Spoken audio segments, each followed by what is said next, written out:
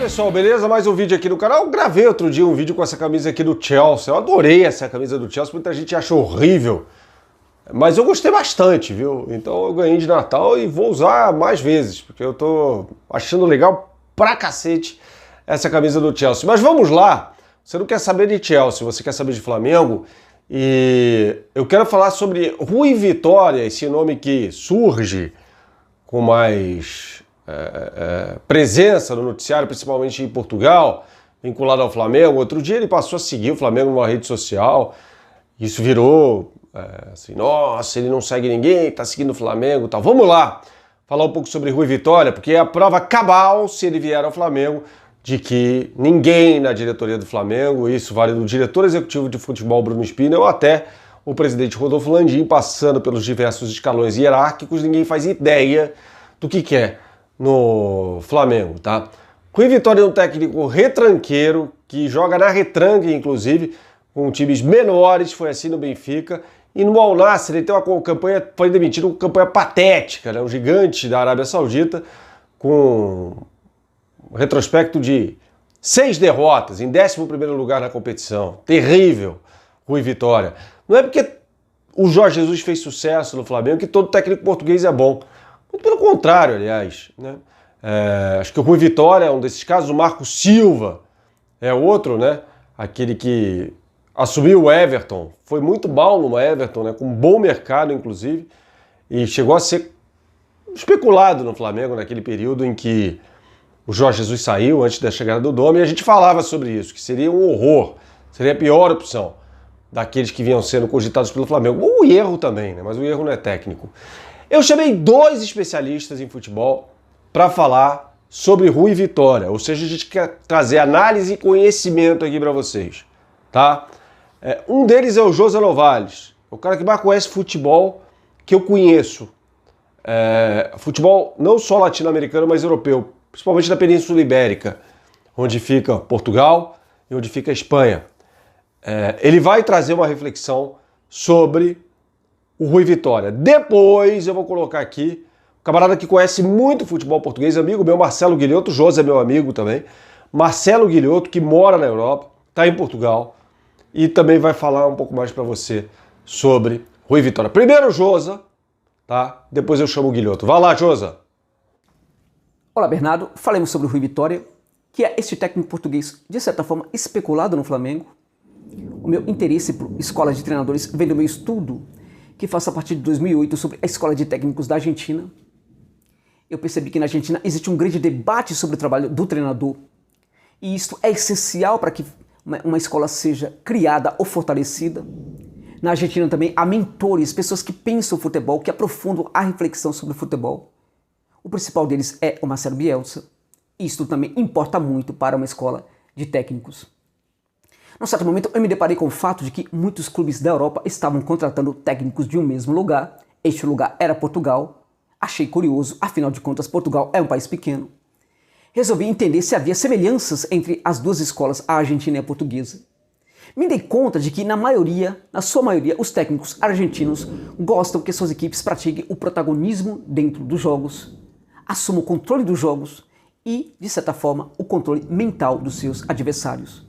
Enquanto os técnicos portugueses, na sua boa parte, gostam de praticar um jogo mais defensivo que explore o contragolpe. Ou seja, de certa forma, são técnicos muito mais pragmáticos, pragmatismo que muitas vezes revela bons profissionais, pragmatismo que em alguns momentos aponta, revela técnicos medrosos e covardes. Num certo momento eu me deparei com o Rui Vitória. Ele não assumira nenhuma equipe grande antes de chegar ao Benfica.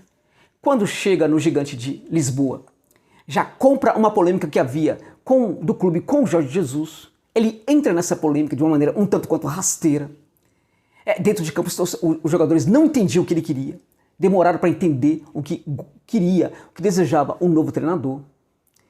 Apesar disso, a equipe fez uma boa campanha na Champions League, conseguiu o título nacional. Mas quando se olhava para dentro do campo, que se via uma equipe que se preocupava sobretudo em se defender. Quase o tempo inteiro em se defender. E os torcedores não suportavam aquilo. Bom, apesar de conseguir uma boa campanha, quando ele sai do Benfica, os torcedores se sentem aliviados porque eles não aguentavam mais um Benfica que muitas vezes jogava contra belenenses da vida e jogava, sobretudo, protegendo o seu campo, cedendo a bola para os adversários. Depois ele vai para o Al Nassr, que é um gigante da Arábia Saudita, que hoje ostenta a 11ª posição do Campeonato Saudita.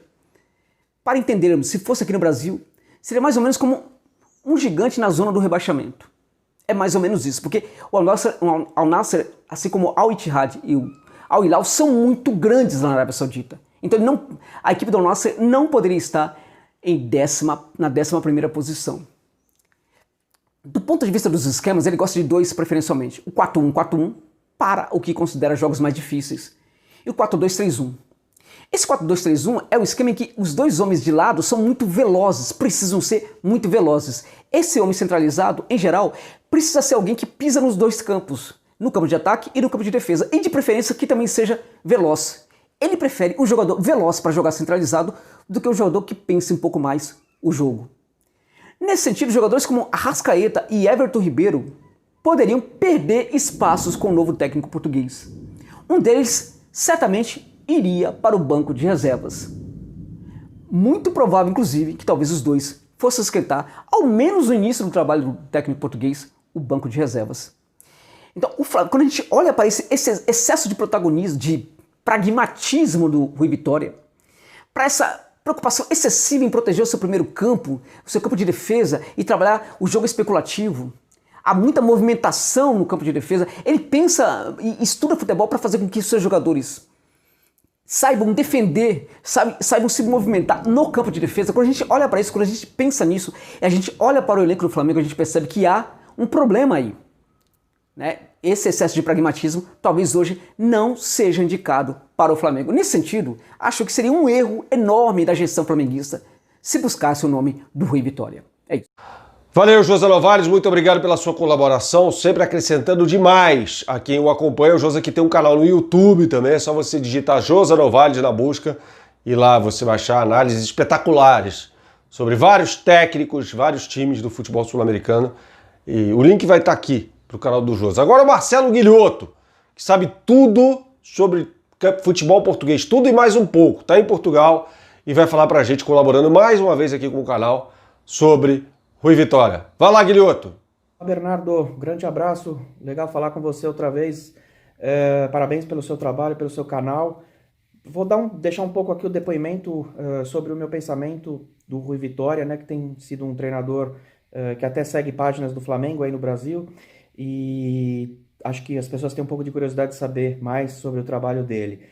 Eu diria que assim, é um treinador que nunca me encantou. Na verdade, ele fez até um bom início de carreira no Vitória de Guimarães. Ele foi campeão da Taça de Portugal em 2012, 2013, inclusive contra o Benfica, do Jorge Jesus. Mas foi muito mais de pegar um baixo astral do Benfica, que tinha perdido 2 campeonatos praticamente em uma semana, e o Vitória de Guimarães acabou levando vantagem naquele jogo e se tornou campeão.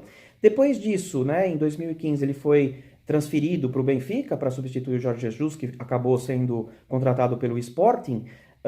E no primeiro ano ele logo levou uma paulada, né, na Supertaça Cândido Oliveira. Ele perdeu do Sporting de 1-0.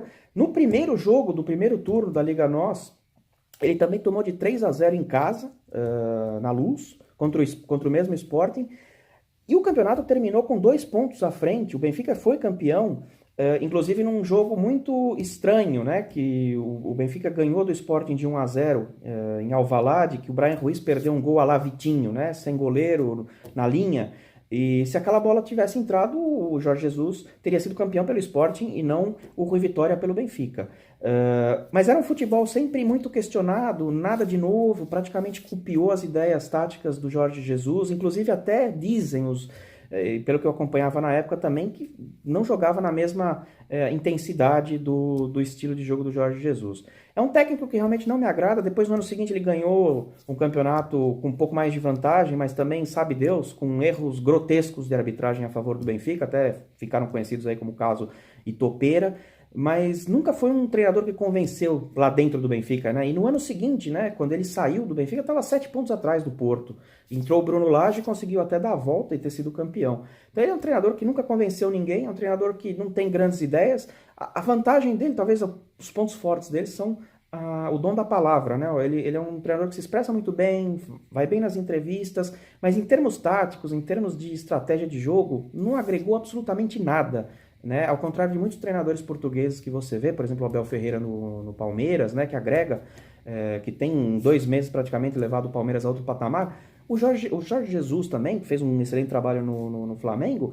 O Rui Vitória não tem marca, não tem imagem de marca nenhuma, né? Não tem um grande trabalho que se possa considerar, né? Então essa é a minha opinião acerca do Rui Vitória. Espero ter ajudado, um grande abraço, fica bem.